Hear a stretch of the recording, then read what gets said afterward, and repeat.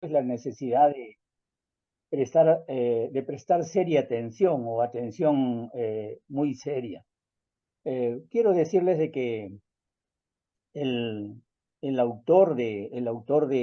libro de Hebreos, al cual se desconoce, no se sabe quién es, solamente Dios sabe quién escribió esta carta, pero sabemos que el autor era una persona que era helenista, es decir, que era un judío prosélito, era de origen o de cultura helénica, cultura griega, digamos así, y se sabe porque el texto que él usó para citar el Antiguo Testamento fue la versión, la que se llama Septuaginta. Se cree que se cree, digo, porque no hay una certeza absoluta que él era el que dominaba esta traducción del hebreo al griego, y también se sabe que era una persona muy culta, muy ilustrada, valga el término, que no era un término que se usaba en ese tiempo, pero valga usarlo ahora. Era una persona muy culta en todo caso, muy culta, y se sabe también por la redacción de la carta, por las palabras que usó. Más adelante vamos a ver en el capítulo, por decir, 12, 10, donde podemos ver la riqueza de los conocimientos que él tiene de la cultura de su tiempo. Indudablemente que también la audiencia a la cual él está escribiendo son también judíos convertidos al cristianismo, posiblemente en la diáspora, es decir, son los que han salido por las persecuciones. Y también saber de que esta audiencia a la cual está escribiendo, o estos lectores a la cual está escribiendo, habían sufrido persecuciones muy feas, muy terribles. Indudablemente que parece que cuando él está escribiendo la carta, ellos continúan sufriendo o están a punto de continuar en esta persecución o agudizarse la persecución a ellos, y es en ese contexto que él escribiendo la carta. Les digo esto porque más que todo el día de hoy quería resaltar el hecho de que él dominaba el griego, era el idioma de su tiempo, el idioma culto, si se puede decir, en su tiempo, y el idioma también universal, el idioma que más se hablaba.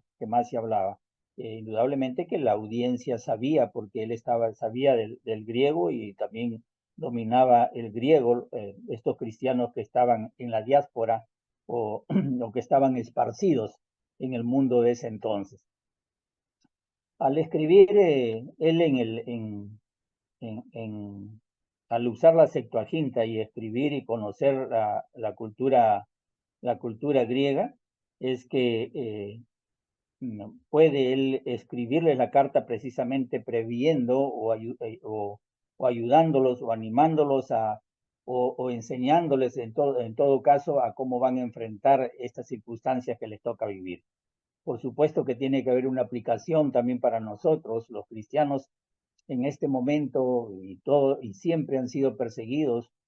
Si ustedes ven las noticias, van a darse cuenta que hay muchos cristianos que están siendo perseguidos, que están siendo muertos en este momento, en estos días, y todos los días están siendo perseguidos. Por supuesto, tenemos la bendición de vivir en países donde no se persigue, no hay esa persecución de ese tipo externa, ¿no? Una persecución externa de esa naturaleza, pero en este momento existen muchos cristianos que también sería sería la carta también para ellos, que les ayudaría a enfrentar estos momentos tan difíciles, momentos en los cuales ellos tendrían que incluso dejar de negar a su propia familia, negar a su propia nación, a su propio pueblo, por la causa de Cristo. Qué difícil situación que les tocó vivir en esos tiempos y que les toca vivir a los cristianos en ese tiempo. Es por eso el título de la necesidad de prestar atención. Si nosotros no conocemos el contexto, no vamos a poder a veces entender a entenderlo, las cartas que se escriben, porque estamos hablando de casi 2000 años de diferencia y de culturas muy distantes, muy distantes, idiomas, lenguas muy antiguos también, porque el lenguaje que se escribe en el griego es un griego que se llama clásico, un griego muy antiguo. En este caso, el griego de la Biblia es un griego que se le llama koiné o común, un griego común. Entonces, una lengua ya perdida prácticamente, ¿no? Entonces, ustedes pueden ver la dinámica que estoy usando. Es, voy, el texto bíblico o el versículo lo divido en algunas partes para poder nosotros ir a la misma fuente, porque yo voy a la misma fuente. A la misma fuente estoy en este momento, por decir, tengo la Septuaginta y tengo los primeros 4 versículos en el griego con su traducción paralela. Entonces puedo observar y puedo ir separando en porción las partes que son, si se puede decir, un poco conflictivas. Yo digo conflictivas porque en verdad un hermano que está aquí me comentó, que me dijo que había mucha controversia en estos temas. Es verdad, existe mucha controversia y hay muchas interpretaciones, por supuesto. Si hay controversias es que hay diferentes interpretaciones, pero lo que voy a tratar es solamente hacer una extracción de lo que significa y les dejo a ustedes para que ustedes puedan aplicarlo. Yo creo que lo vamos a poder entender de esa manera. Por decir en el primer versículo que dice, por tanto, es necesario que con más diligencia atendamos a las cosas que hemos oído, no sea que nos deslicemos. Ustedes pueden ver que esta porción, porque acuérdense que los números han sido puestos después para poder entender o para una forma didáctica de enseñanza. Entonces, esta porción de la escritura en realidad constituye una de las primeras amonestaciones del libro de Hebreos. No se cree, sino que con toda seguridad nosotros podemos tener en el libro de Hebreos un trabajo de investigación, no solamente un trabajo de investigación muy exhaustivo, sino también podemos nosotros encontrar un sermón, y un sermón consiste precisamente en exhortación, en amonestaciones, y aquí en esta porción podemos encontrar precisamente una de las primeras amonestaciones que se dan. Entonces, amonestaciones, por supuesto, que nos están advirtiendo o alertando contra los pecados que abarcan desde distanciarse completamente del Señor y de la palabra de Dios, hasta el punto también de desafiar la palabra de Dios.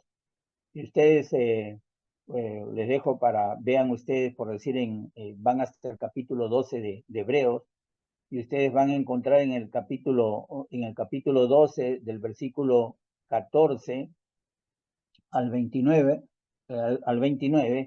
ustedes pueden ahí observar de qué pecados está hablando, estoy mencionando yo, y está hablando, por supuesto, el libro de Hebreos. Allí empieza diciendo, seguir la paz con todos y la santidad, sin los cuales nadie verá al Señor. Ustedes pueden darse cuenta qué tipos de problemas hay, qué tipo de apostasía. Mirad bien que no sea que alguno deje de alcanzar la gracia de Dios, que brotando alguna raíz de amargura os estorbe y por ella muchos sean contaminados.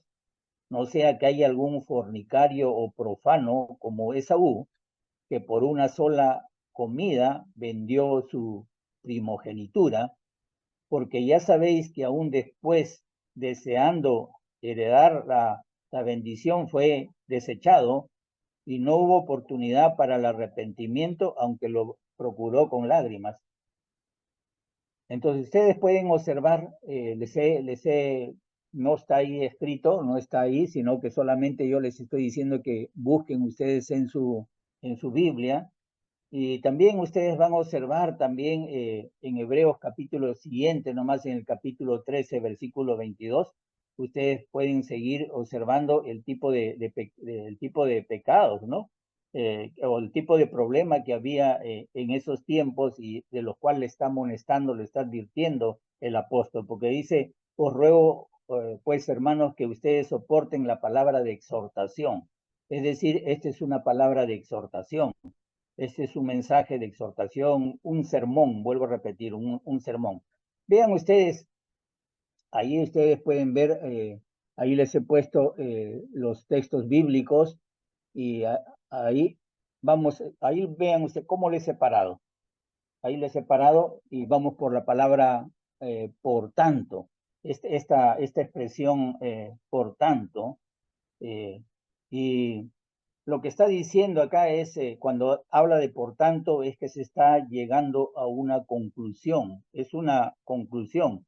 ¿Por qué? Porque muchos miran estos primeros 4 versículos del capítulo 2 como un paréntesis, como un espacio, un paréntesis, un descanso.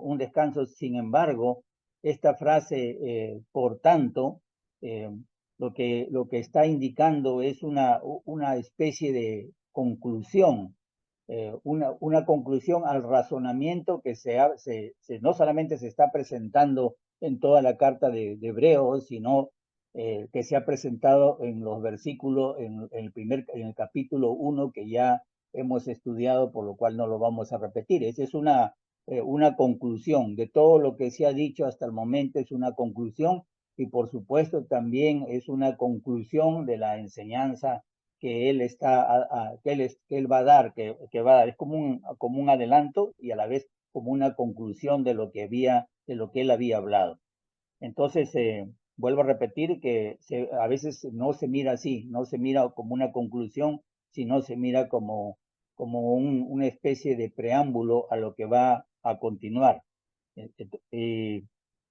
El autor aquí está concluyendo todo un argumento que él ha estado sosteniendo. Por supuesto, hay mucho más que se puede decir, pero ahí si ustedes observan en el versículo 2 de su libro, me supongo que tienen eh, ustedes tienen su Biblia en su mano, solamente yo aquí he puesto algunos versículos en estas imágenes, pero ustedes pueden ir a ver ahí en el capítulo 2, habla acerca del pacto, de la palabra, dice, palabra es pacto, ¿no? Él está afirmando en el versículo 2 que la palabra, o sea, la palabra que ha sido dada por medio de ángeles no se compara con la palabra que dio Cristo. Es decir, no hay forma de comparar, no hay forma de comparar la palabra, o sea, la palabra, el pacto dicho por medio de ángeles. Estoy refiriendo al Antiguo Testamento, como les dije, ya lo hemos tocado estos puntos, ¿no? Con la palabra que dio Cristo, con el pacto establecido por Cristo.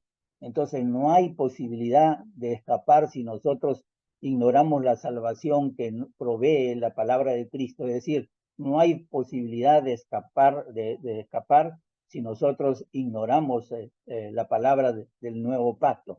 Por eso dice, ¿cómo escaparemos si descuidamos una salvación tan grande? Dice en el versículo 3 que vamos a estudiar más adelante. Entonces, vean ustedes, ahí he puesto como subtítulo principio a quien se le da mucho, se le demanda mucho. Entonces, si ustedes observan, solamente es como una ayuda para guiarnos. Si ustedes observan, terminando estos 4 versículos, vayan acá no en las imágenes, sino en su Biblia. Ustedes observen en su Biblia, terminando el versículo 4 y entramos al versículo 5. Entonces, este tratado, esta carta sermón, digamos así, se dirige a la atención o a la atención a la cual se le está dando es a la posición en que se encuentra toda la humanidad, digamos así, todo el hombre, por decirlo, todo el hombre, toda la humanidad. Entonces, aquí, por decir, en el versículo 5, ustedes van a encontrar qué es el hombre para que te acuerdes de él. Van a encontrar en este versículo 5, ¿no? Que es el hombre, en el versículo 6, perdón, ¿no? Pero alguien testificó en cierto lugar que es el hombre para que te acuerdes de él, o el hijo del hombre para que le visites. Si ustedes se dan cuenta, cuando dice que es el hombre para que te acuerdes de él, él está hablando, está dirigiéndose a la forma en que nuestro Señor Jesucristo se nos unió a nosotros al entrar como hombre, al estar él en la condición de hombre, en la condición humana. Y cuando hace la segunda interrogante o el Hijo del Hombre para que le visites, el autor de Hebreos está exhortando, diciendo, por supuesto, que se espera más de nosotros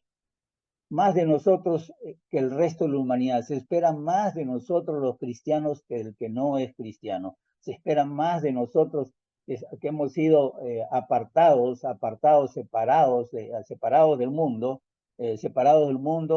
que del mundo. Se espera mucho más. ¿Por qué? Porque nosotros los cristianos hemos recibido mucho más bendiciones por medio de quién, por medio de Cristo, por medio de un legislador, digamos así, es mucho más superior o cuanto más superior a los ángeles. Porque ahí mismo en el versículo que estamos 5 dice, porque no sujetó a los ángeles al mundo venidero acerca del cual estamos hablando. Si ustedes se ponen a reflexionar con esta aseveración que está haciendo, porque no sujetó a los ángeles, a los ángeles el mundo venidero acerca del cual estamos hablando, quizás nosotros podríamos pensar y decir, como hemos estudiado el capítulo anterior, pero sí lo sujetó a nosotros. Y además de eso, que Jesús mismo, que Él mismo fue el que me dio la antigua ley, por supuesto, por medio de ángeles, o la ley o el pacto antiguo. Entonces, en otras palabras, que el principio aquí es el mismo principio que enseñó nuestro Señor Jesucristo. Esto es, a quien se le da mucho, es un principio, se le demanda mucho. Interesante, ustedes pueden ver ahí, les he puesto las dos, eso sí, le he puesto los dos textos, Lucas 12, 47 y 48 y Mateo 11 del 20 al 24, para que ustedes observen que al que se le da mucho, se le demanda mucho, es un principio nuevo, vuelvo a repetir, de nuestro mismo Señor Jesucristo, porque en el 48, 12, 48, ustedes pueden ver, dice, pero el que se hace acreedor a recibir azotes sin conocer la voluntad de su Señor, será azotado poco, pero al que se le da mucho, también se le exigirá mucho. Y al que mucho se le confía, o se le pedirá aún más todavía, o más todavía. Igual es la idea de Mateo capítulo 11, del versículo al 20-24 que ustedes están viendo ahí, ¿no? Dice, ahí dice en el 22, yo les digo que en el día del juicio, será más tolerable el castigo para Tiro y para Sidón que para vosotras. Y aquí habla de Capernaum. Y tú, Capernaum, que eres levantada hasta el cielo, hasta el Hades, serás abatida, porque si en Sodoma se hubiera hecho los milagros que han sido hechos en ti, habría permanecido hasta el día de hoy. Entonces, dice, por lo tanto, os digo que en el día del juicio será más tolerable el castigo para la tierra de Sodoma que para ti. Ustedes están observando que el principio es ese, ¿no? Que el que se le da, mucho, se le va a demandar mucho también, ¿no?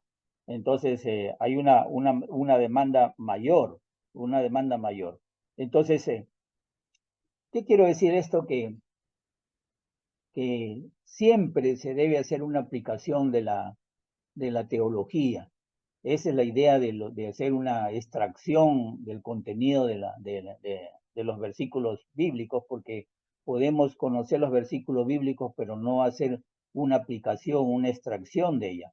Ahí podemos, no sé, hay muchos temas, se ve mucho que se hace mucha teología, por decir, del Espíritu Santo sin conocer al Espíritu Santo. A veces se hace mucha teología de la oración y son los que menos oran. Se hace mucha teología del Evangelio y no se conoce qué es el Evangelio, del cual vamos a hablar un poquito hoy. Entonces, hay que hacer una aplicación siempre de la doctrina, en no todo caso de la teología, y el autor de Hebreos ha tenido cuidado de incluirlo en estas enseñanzas. Él continuamente está haciendo eso, continuamente está pasando de la doctrina a la aplicación, continuamente está pasando, en otras palabras, de la teología a aplicarlo a lo largo de todo el libro de todo el libro de Hebreos, que él escribe la carta de Hebreos. Entonces, hay que reconocer, en el caso de él reconoce la grandeza de Cristo. Y si nosotros, de igual manera que el autor, nosotros no aplicamos la grandeza de Cristo a nuestra vida, haría que la verdad que él está enseñando, la verdad que se está enseñando en la palabra de Dios, no tenga ningún significado para nosotros y menos significado para el lector. Si él no hubiera tenido en cuenta eso, si no hubiera aplicado la teología, qué importancia hubiera o qué significado hubiera tenido para el lector de su carta. Entonces, en vista de la infinita gracia, digamos, de nuestro Señor o de Dios, que fue dada al enviar a su Hijo al mundo con el fin de redimir a la humanidad, con el fin, cuando hablo de redimir, es de rescatarlos del pecado. Nosotros, los cristianos, estamos en la obligación, digamos así, moral, de prestarle una mayor atención, una atención más seria a la proclamación del Evangelio, que es lo que nos está tratando de decir. Vean ustedes, vamos a pasar a la siguiente diapositiva, al siguiente cuadro. Dice la segunda parte, ustedes pueden ver ahí, que con más diligencia atendamos. Es necesario que con más diligencia atendamos. Es de suma necesidad, es urgente que con más diligencia atendamos. Entonces, aquí esta frase se usa en el sentido de poner mayor atención. En el original se refiere a eso, a poner una mayor atención. Por supuesto, en la traducción es mayor diligencia, pero hay otras versiones de la Biblia, posiblemente la Nueva Versión Internacional, no sé, hay otras versiones de la Biblia que tienen que haber tomado literalmente como está escrito en el original, es decir, poner una mayor atención.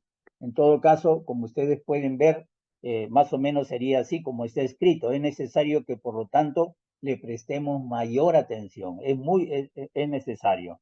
Entonces, aquí, ¿por qué, por qué debemos prestar mayor atención? O por qué se debe prestar más diligencia, en las palabras de la Reina Valera?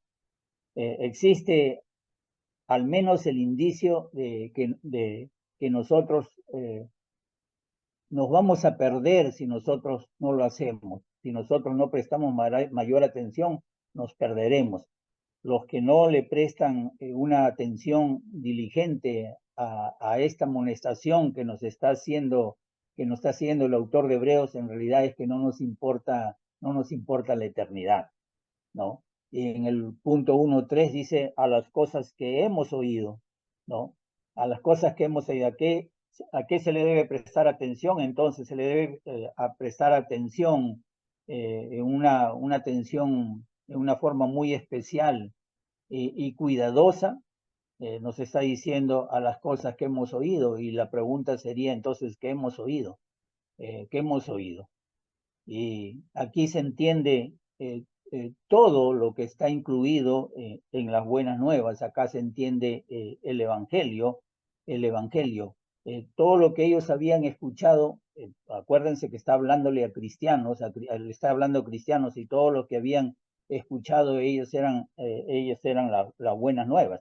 Indudablemente habían entendido las buenas nuevas del Antiguo de todo lo que les decía el Antiguo Testamento, del libro de la ley, porque ahora sí, como nosotros en nuestros tiempos podemos entender a dónde se dirige o cuál es el foco del Antiguo Testamento, del Pentateuco, en todo caso, de la ley, de los salmos, de los profetas, nosotros podemos entender a dónde se dirige. Indudablemente que el foco está puesto en Jesús, el foco está puesto en el Evangelio, Entonces, ¿qué hemos oído? Sería la pregunta. Le está escribiendo a ellos y nos está escribiendo a nosotros, nos tendríamos que preguntar qué hemos oído. Bueno, todo lo que se ha incluido en las buenas nuevas de lo que nuevas se llama evangelio o buenas nuevas, ¿no? Buenas noticias. Yo he puesto ahí que el evangelio podría ser definido como algo que contiene cuatro elementos. Y aquí vamos a hablar un poquito sobre el evangelio. Y ustedes pueden ver, ahí les he puesto que como A, que primero,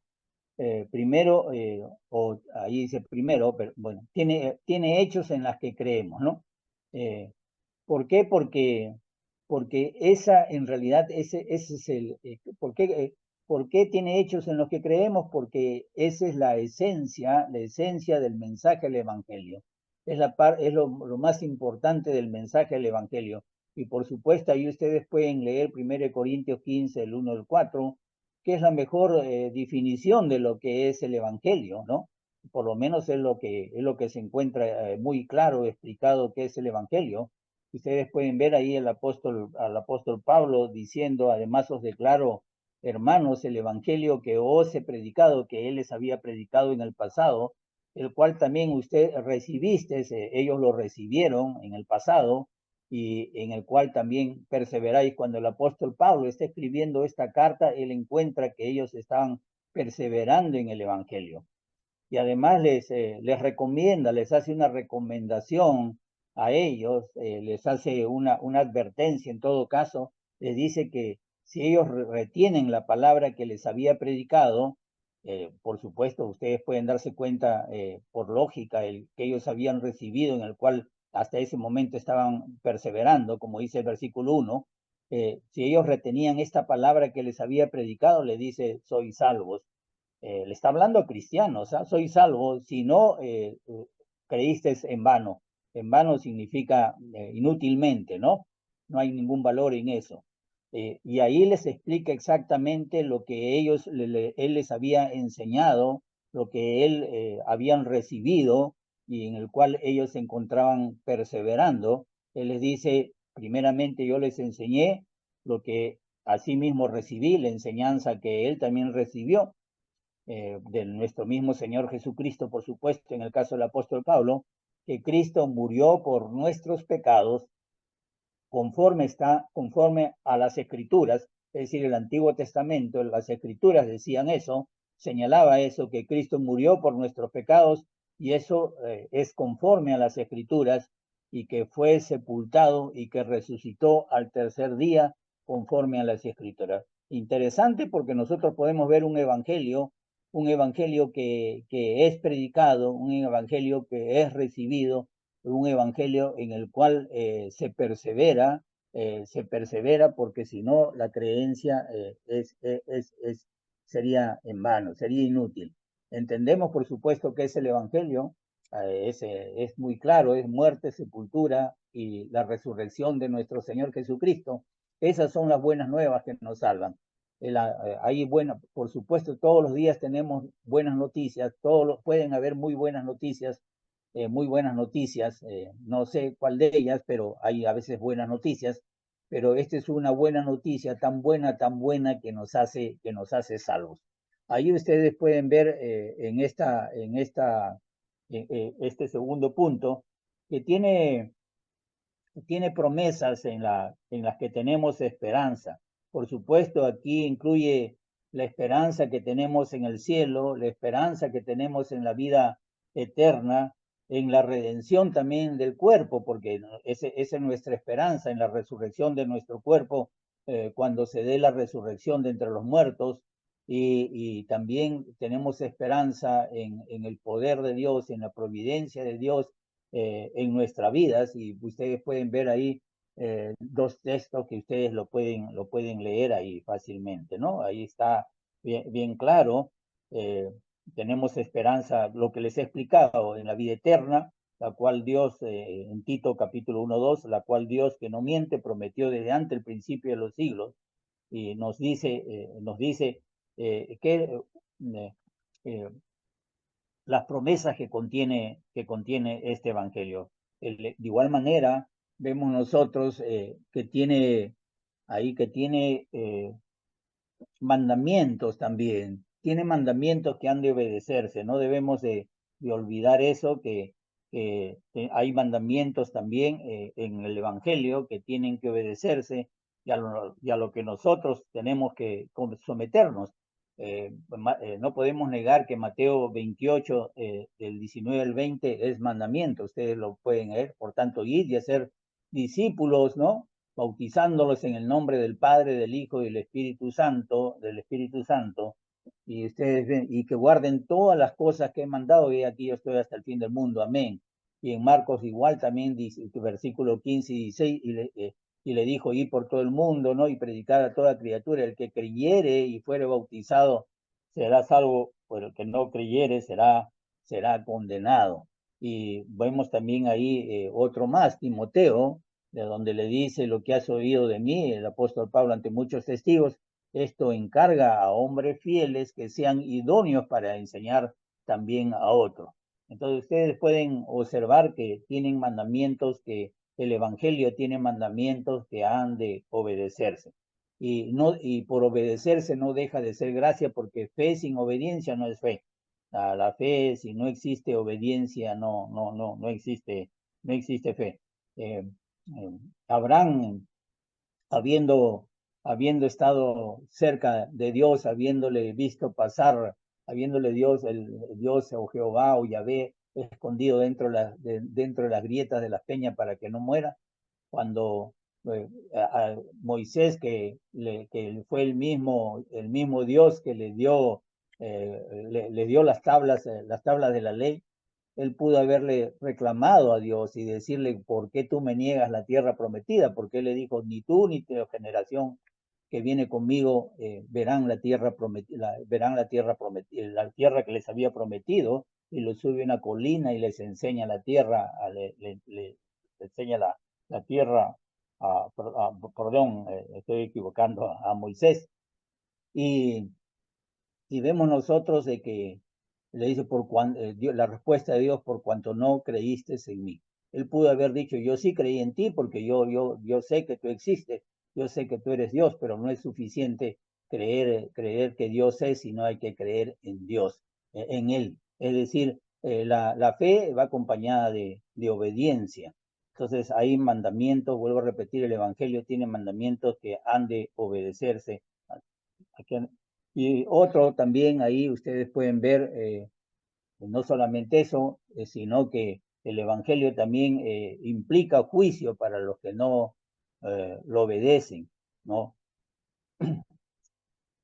Y por supuesto, esto nos da motivos o nos da razones para nosotros también temer a Dios. Vean si ustedes temer con ese temor reverente que caracteriza a todos los cristianos.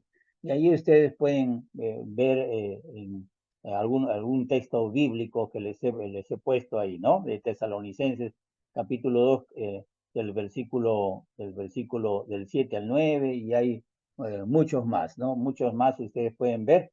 Dice allí, dice: y a vosotros que sois atribulados, daros reposo con nosotros cuando se manifieste el Señor Jesús desde el cielo con los ángeles de su poder, en llama de fuego, para dar retribución a los que no conocieron a Dios ni obedecen al Evangelio de nuestro Señor Jesucristo. Obedecen.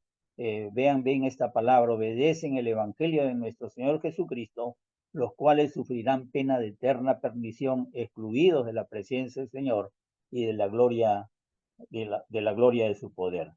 Y vamos a pasar a la siguiente. Ustedes más de una forma, tenemos idea de lo que es el Evangelio. El Evangelio hay que, por supuesto, hay que escucharlo, hay que oírlo. El Evangelio hay que obedecerlo. El Evangelio hay que perseverar en el Evangelio. Hay que perseverar y continuar en el Evangelio, continuar en la muerte, la sepultura y la resurrección de nuestro Señor Jesucristo. Ahora dice, ahí está, hay más, por supuesto, es continuación, hay más textos bíblicos implica juicio para los que no obedecen el Evangelio. Tenemos ahí Mateo 25, el 31 al 46, ¿no? Tenemos Hebreos capítulo 10 del 26 al 29, Hebreos 12, 28, 29, hay muchos más, por supuesto, y vamos a pasar a la siguiente diapositiva. Vamos a otra frase más. Estamos en la cuarta parte de este versículo. No sea que nos deslicemos, dice. No sea que nos deslicemos.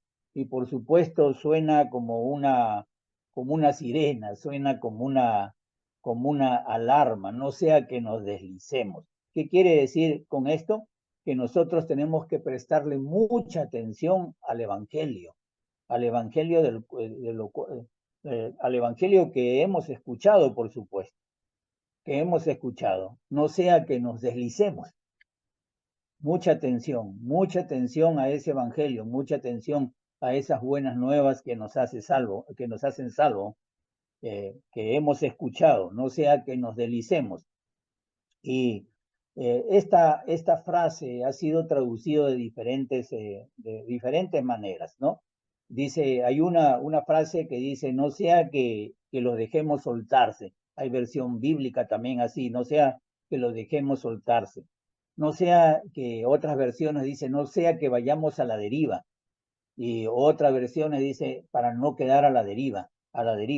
Entonces, pero ¿cuál es el significado exacto de esta declaración? No sea que nos deslicemos.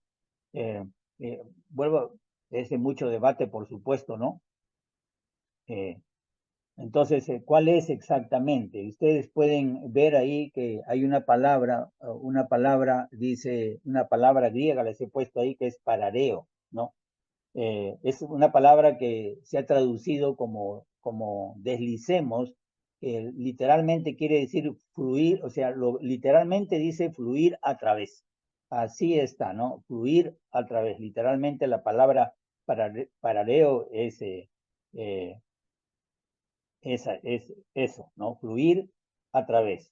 Ahora, les he puesto ahí Proverbios, capítulo 3, 21, para que ustedes vean de que hay una palabra muy similar. Por supuesto, en Proverbios estamos hablando de hebreos, no estamos hablando de griego, pero ahí en Proverbios hay una palabra que es muy similar a la palabra paradeo. Y ahí ustedes pueden ver en Proverbios, hijo mío, no se aparten estas cosas de tus ojos, guarda la ley y el consejo. Y esta palabra aparten es esa palabra muy parecida.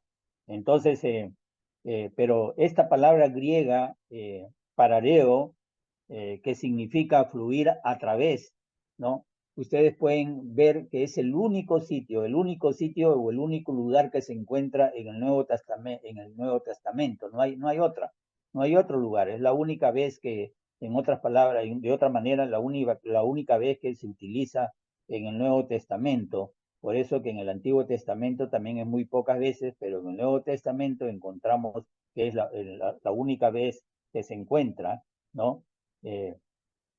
Entonces, y hay varias ilustraciones, se han usado varias ilustraciones para poder explicar para qué es lo que quiso decir con no sea que nos deslicemos, ¿no? Una de ellas es un barco que se suelta de sus amarras, que se suelta de puerto, de sus amarras, y por supuesto queda a la deriva, ¿no? O hay otras que se refieren a un anillo que se sale de una persona, ¿no? Que por decir, se sale de una persona, de un nadador, ¿no? Un nadador. O también una persona que se equivoca en el camino, que si se equivoca de la senda o el trayecto donde está yendo. Entonces, lo que significa esta palabra en todo caso es que nosotros tenemos que afirmar, anclar nuestras vidas aquello que se nos ha enseñado. Tenemos que anclar nuestras vidas aquello que nos has enseñado. Más adelante hay una palabra también en el hebreo que vamos a ver cuando habla de ancla del alma. Se refiere también a esta misma figura, aunque no es la palabra ancla del alma, se refiere a este tipo de firmeza, de anclarse, de anclar nuestras vidas, en este caso, aquello que se nos ha enseñado, en todo, estamos hablando del Evangelio y todo lo que consiste también las buenas nuevas del Evangelio, y, y, y nosotros, así como se ancla un barco para que no se mueva en medio de la tormenta, nosotros tampoco debemos permitir que nuestro barco se aleje o se suelte del ancla en el cual está firmada, ¿no? Ahí les he puesto un comentario de Bruce, dice que él explica de esta manera: cualquiera que sea la fuerza metafórica exacta del verbo en este pasaje, es decir, de deslizar, el autor está advirtiendo a los lectores cristianos que han escuchado y obedecido el Evangelio, que si ceden a la tentación de abandonar su profesión, ¿no?, o su vocación, su situación no tiene esperanza. Bueno, esa es la explicación más clara que lo da Bruce, que es un buen referente en el exégesis de la Biblia. Y pasamos al otro versículo, porque si la palabra dicha por medio de los ángeles fue firme, y toda transgresión y desobediencia recibió justa retribución, y nosotros pasamos ahí a la palabra dicha por medio de los ángeles, la palabra dicha por medio de los ángeles.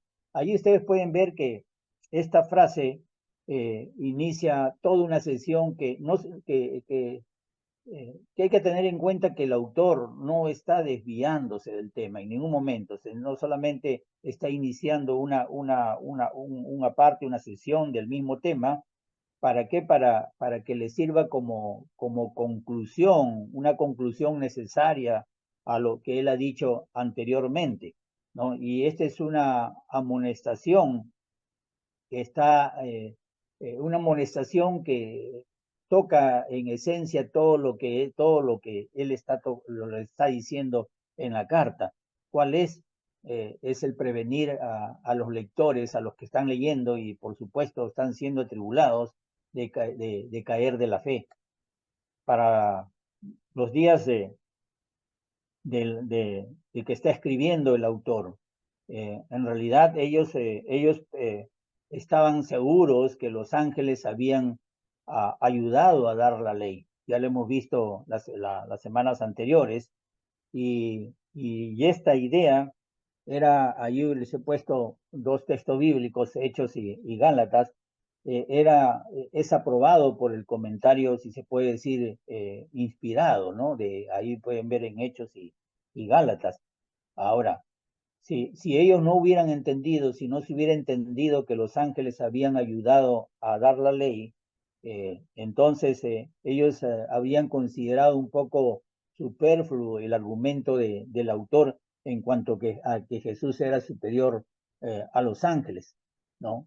Hubieran considerado que no tenía mucha importancia en todo caso. Vean ustedes ahí, ¿no? Ustedes leen lo mejor primero, ¿no? El primero, que es Hechos 7, 38, 53. Este es aquel Moisés que estuvo en la congregación en el desierto con el ángel que le hablaba en el monte Sinaí, y con nuestros padres, que recibió las palabras de vida que darnos.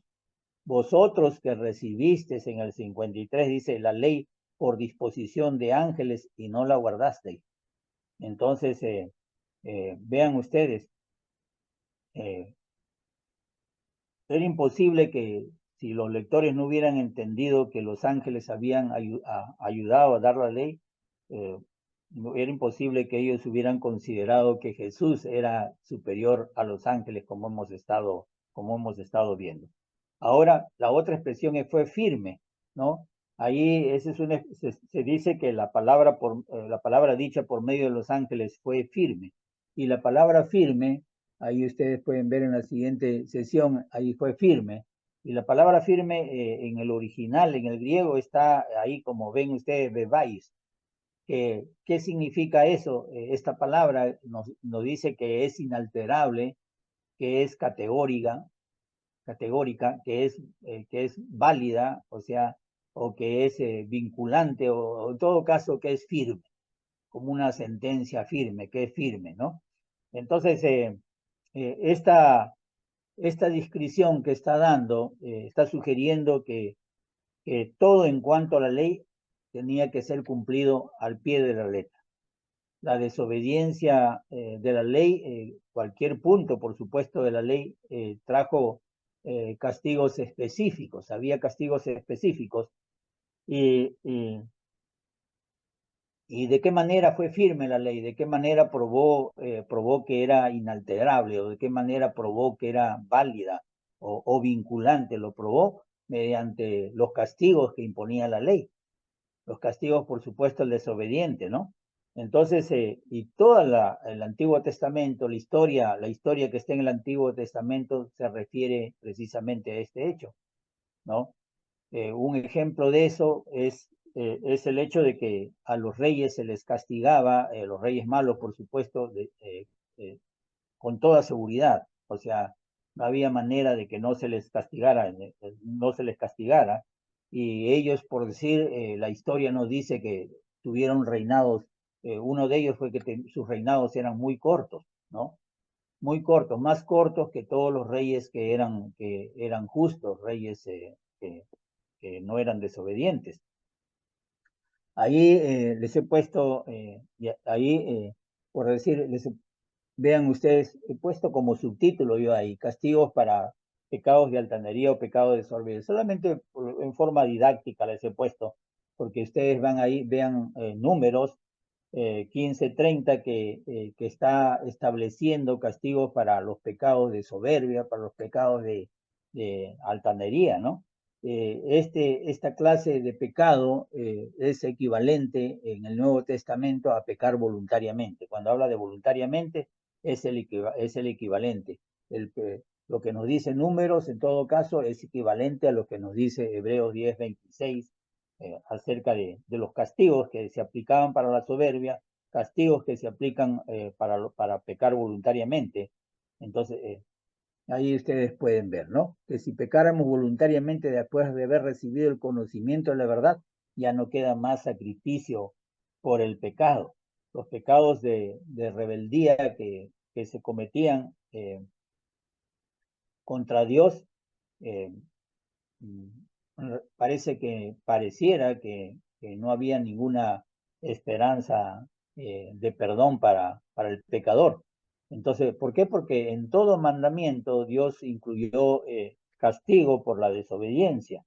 O sea, eh, nosotros cuando leemos, por decir, Deuteronomio, nos quedamos sorprendidos a veces de que se pone gran énfasis en la importancia de cumplir los mandamientos de Dios. Vamos a pasar acá, ¿no? Ahí les he puesto algunos subtítulos y le digo esto porque la ley, cuando hablo de la ley, estoy hablando del Antiguo Testamento, en ningún momento promovió o permitió la tolerancia, sino la justicia. Por ejemplo, ¿no? Ese de ojo por ojo, ¿no? Ese ojo por ojo, en contraste de dos ojos por un ojo que hay en Levíticos, es interesante, ¿no? Es interesante ver que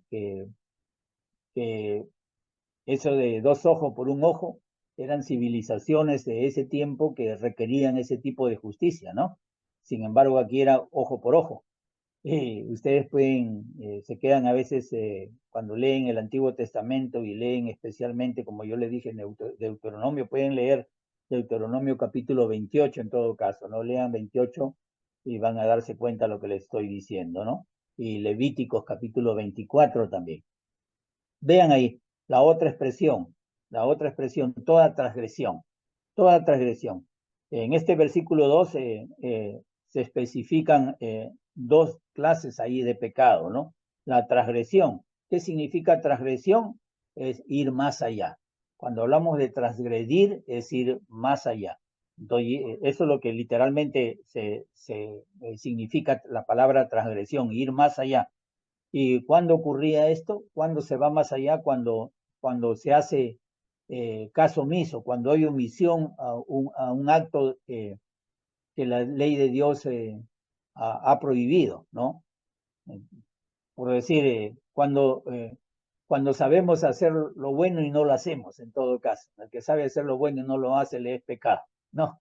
Entonces, eso ocurre cuando, vuelvo a repetir, cuando Dios prohíbe algo específicamente y pues se omite, ¿no? Por ejemplo, ustedes ahí, por ejemplo, la ley decía en Éxodo capítulo 20, versículo 13, no matarás, ¿no? Y si alguien desobedecía este mandamiento o esta regla, era considerado un transgresor, alguien que transgrede. Por eso dice toda transgresión. Y el otro clase de pecado está hablando de desobediencia. Toda transgresión y toda desobediencia, ¿no?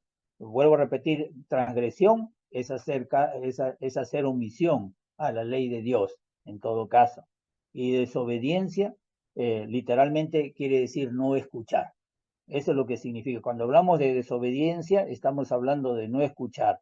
O en todo caso, digamos, por todos escuchamos de alguna manera, no los que tenemos oído, no escuchar. O lo que está refiriéndose a escuchar de una manera negligente, escuchar de una manera descuidada, eh, eh, implica también no hacer caso a algo específico al cual nos ha sido ordenado. Entonces, por decir, cuando alguien no guardaba el día de reposo, ¿no? Decía, acuérdate del día de reposo para santificarlo, en Éxodo capítulo 20. Si no guardaba el día de reposo, entonces estaba desobedeciendo, era un pecado de desobediencia. Podríamos referirnos a otros tipos de pecados, pecados de omisión, pecados de comisión, porque a veces se escuchan esos pecados, pero esos términos a veces como el de comisión no se usan a veces en la Biblia o no se usan en la Biblia, pero de alguna manera nos da una idea. Ahora, por supuesto, no significa que no haya salida para este tipo de, esta clase de pecados, ¿no? Hay que orar para que estos pecados sean perdonados, hay que orar y corregirse. Entonces, ¿por qué? Porque muchos de los perdidos eh, eh, no serán, digamos, condenados por transgredir abiertamente, sino por no aprovechar las oportunidades para hacer el bien, porque pudiendo hacer el bien no se hace, entonces yo creo que más una persona va a ser condenado por eso, ¿no? Puesto que también eso es pecado, ¿no?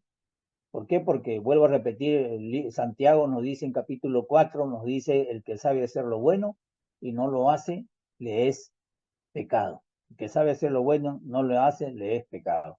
La otra expresión, vean ustedes, recibió justa retribución. Ese es un principio, lo estuve viendo, es un principio en la Biblia. Recibir justa retribución y está explicado especialmente en el Antiguo Testamento. Un testigo falso, por decir, había de ser castigado eh, en la misma magnitud de que él había dado de su testimonio. Si él había dado un testimonio en el cual podría ser juzgada la otra persona y castigado de una forma injusta, en esa misma medida él debía de ser castigado a este testigo falso. Eso está en Deuteronomio, por decir capítulo 19. Ustedes ahí apúntenlo, 19, ustedes pueden ver que esa era una forma de castigo y que era llamado un castigo justo. 19, Deuteronomio 19, del versículo 16 al 20, era un castigo justo. Ahí ustedes pueden ver que Acán, por decir, fue apedreado por desobediente en Josué capítulo 7. Entonces, para tener una ayuda, ¿no? A no pensar que el castigo bajo el Nuevo Testamento es menos estricto, porque a veces tenemos la idea que en el Nuevo Testamento no hay ningún tipo de castigo. O sea, en el Antiguo Testamento sí, pero el Nuevo no. Entonces, creo que hay un ejemplo bien claro, un ejemplo, por decir, en Hechos capítulo 5, el ejemplo de Ananías y Zafira, estos dos esposos que, que fueron, que fueron castigados, ambos cayeron muertos, ¿no? A los pies del apóstol por haber mentido al Espíritu, no a ellos, sino no a los apóstoles, sino al Espíritu Santo. Entonces, en el Antiguo Testamento nosotros también encontramos algo parecido, ¿no? Hombres, por decir, en el libro de Josué capítulo 7 hay un hombre que fue, ¿cómo se llama? Que fue muerto por lo mismo, por codicioso, ¿no? Nuestro Dios es un Dios de justicia, nos lo dice el apóstol fue Pablo, por decir a Timoteo, que él va a pagar conforme a sus hechos. Allí en su carta habla de Alejandro el calderero, que dice que le ha causado muchos males y que el Señor le pague conforme a sus hechos, ¿no? Apocalipsis nosotros también encontramos, por decir, a ver si lo he puesto por acá, ahí vean ustedes. Ajá. Bueno, es otra expresión, ¿no? Apocalipsis nosotros también encontramos que el mar entregó los muertos que había en él, la muerte y el Hades entregaron los cuerpos que había en ellos y fueron juzgados, dice cada uno según sus obras. Entonces, es interesante de que a veces tenemos la idea de que el Nuevo Testamento no es estricto Dios para hacer justicia. La ley, hermanos, la ley mosaica, tenemos que recordar que solamente era la sombra de la ley de Cristo. La sombra es algo que se parece, es algo que no es algo verdadero. Pero, sin embargo, si alguien desobedecía la ley, era castigado de una forma muy estricta, muy severa. Si nosotros comparamos el Antiguo Testamento en todo caso, que es la sombra, con el Nuevo Testamento, con el Nuevo Pacto, nosotros no vamos a, tendríamos que pensar que por qué va a haber menos castigo en el Nuevo Pacto que en el Antiguo Pacto. Si en el Antiguo Pacto solamente era la sombra y el Nuevo Pacto es el verdadero, entonces ¿cómo nosotros vamos a pensar que no existe? Porque hay mucha gente que cree que puede seguir pecando, ¿no? Dice el apóstol Pablo mismo en Romanos capítulo 6, dice 6:1, dice, ¿qué pues diremos? ¿Continuaremos o perseveraremos en el pecado para que la gracia abunde? En ninguna manera, ¿no? Dice el apóstol Pablo. Por la respuesta es en ninguna manera, ¿no? En ninguna manera. Es decir, no hay forma, no hay forma. No hay forma. Y este razonamiento no significa que es un razonamiento actual. Es interesante encontrar que este razonamiento era un razonamiento que ya existía en los rabinos de ese tiempo, en los maestros de ese tiempo, en los rabinos, me refiero a los hebreos, ¿no?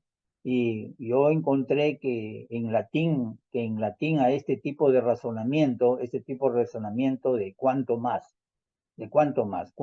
Cristo. Si el Antiguo Testamento, si no, cuánto más el Mesías, ¿no? En latín lo encontré como aminorat maius, ¿no? Entonces eso es como, y en el hebreo está como cal guachomer, así guachomer, está de esa manera, ¿Qué quiere decir qué quiere decir tanto en latín como en el hebreo? Quiere decir así, literalmente liviano y pesado. ¿Qué significa liviano y pesado? Que va, un razonamiento que va de lo menor a lo mayor. Un razonamiento, vuelvo a repetir, que va de lo menos a lo más. ¿Qué significa esto? De que la pregunta es ¿cuánto más? ¿Y cuánto más nosotros nos debemos preguntar? Sería interesante hacer una lección acerca de esto. Me puse a pensar yo, ¿por qué no hacer una lección del Antiguo Testamento, y ponernos a preguntar cuánto más Jesús? Moisés o Abraham, cuánto más Jesús. Moisés en el desierto, cuánto más Jesús. Las tablas del pacto, cuánto más Jesús.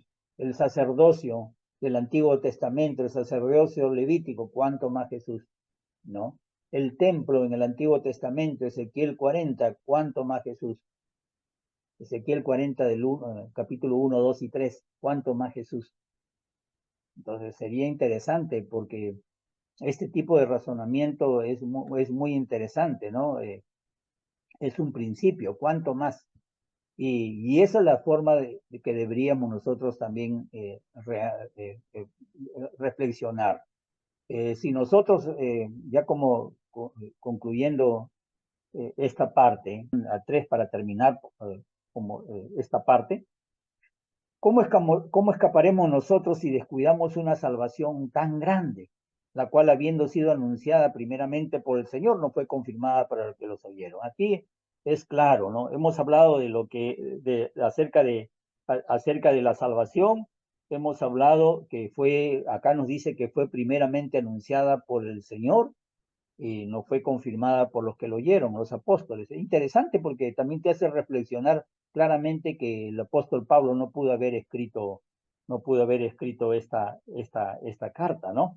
Porque está hablando de cristianos de una segunda generación, no fue confirmada por los que lo oyeron. El autor de Hebreos dice que esta salvación fue confirmada por los que lo oyeron, o sea, él escuchó a los que lo oyeron. Entonces aquí en 3.1 dice ahí este 3.1, yo le he puesto 3a como una primera parte, ¿cómo escaparemos nosotros?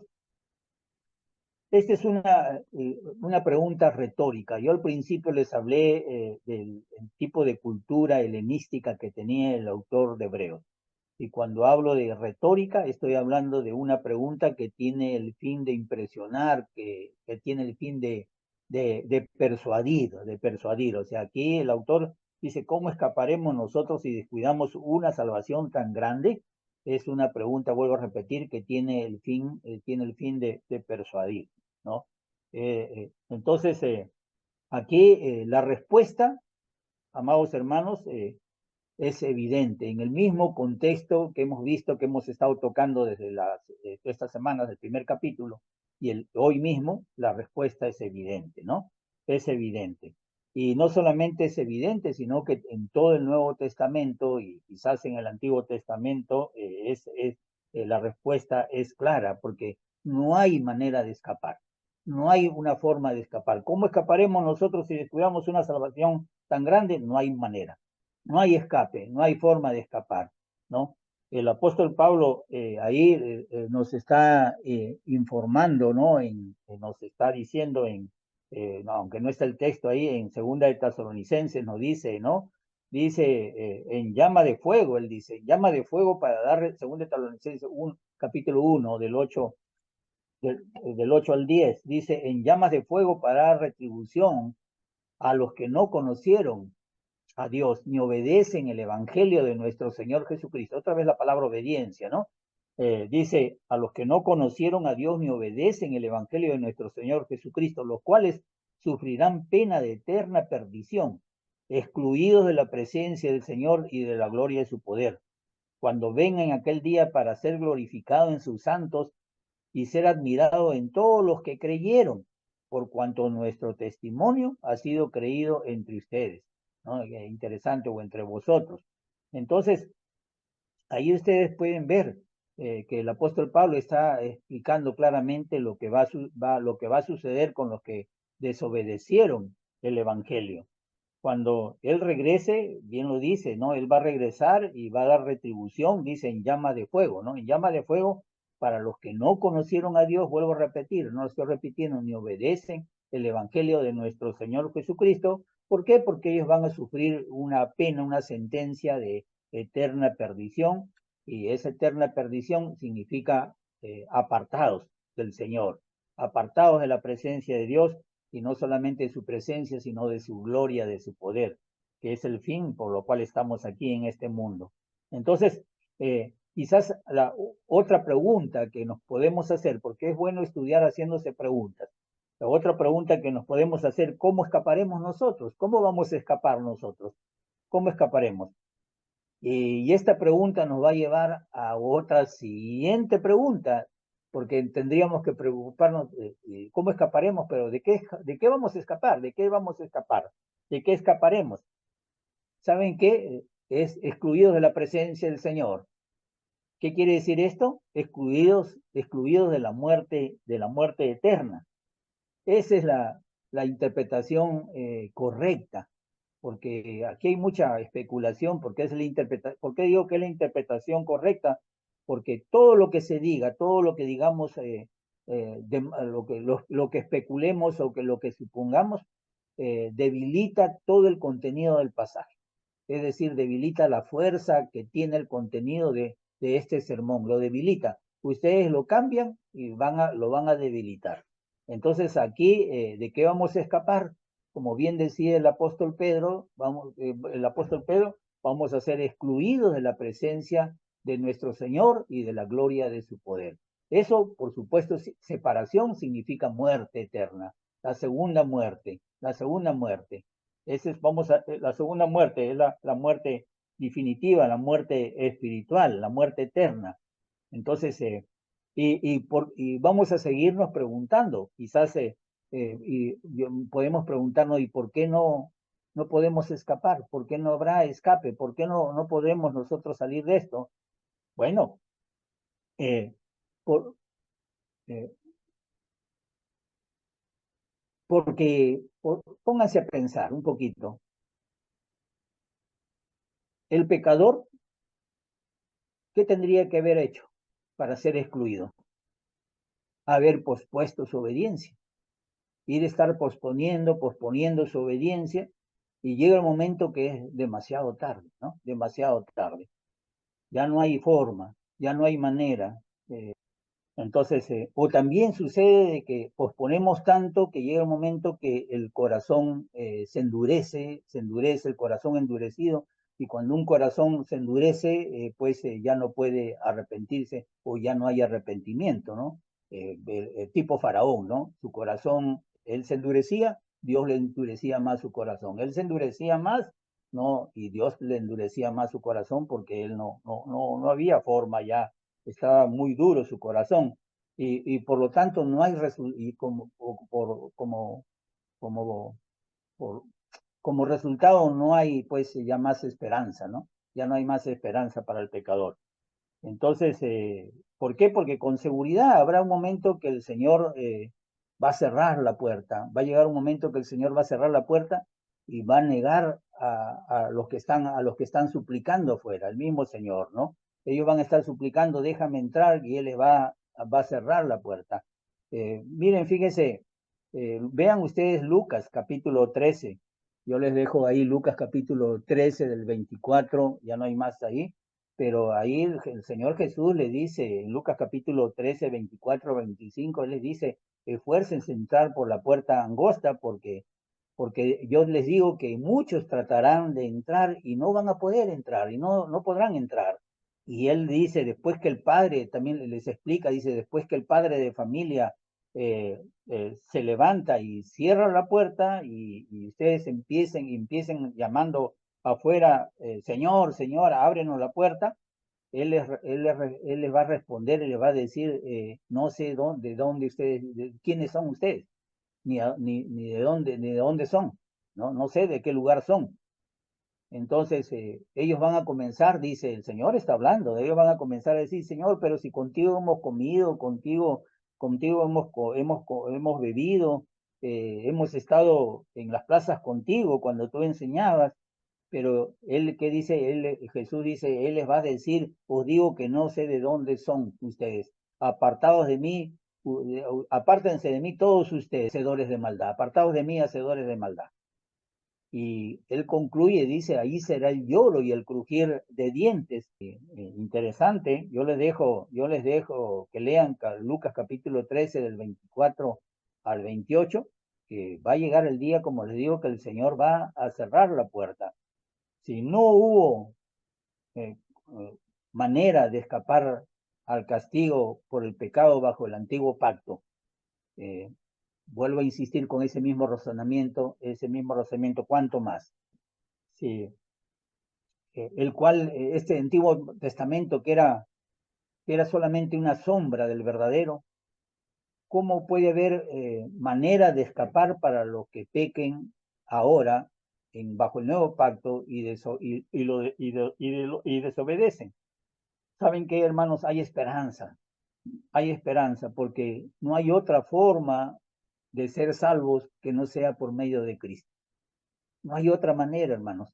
Ahí está nuestro Señor Jesucristo, ahí está en este momento, está en el tabernáculo del cielo, ahí está su sangre disponible para nosotros, para cada momento, para nosotros los cristianos, para aquellos que hemos obedecido el Evangelio.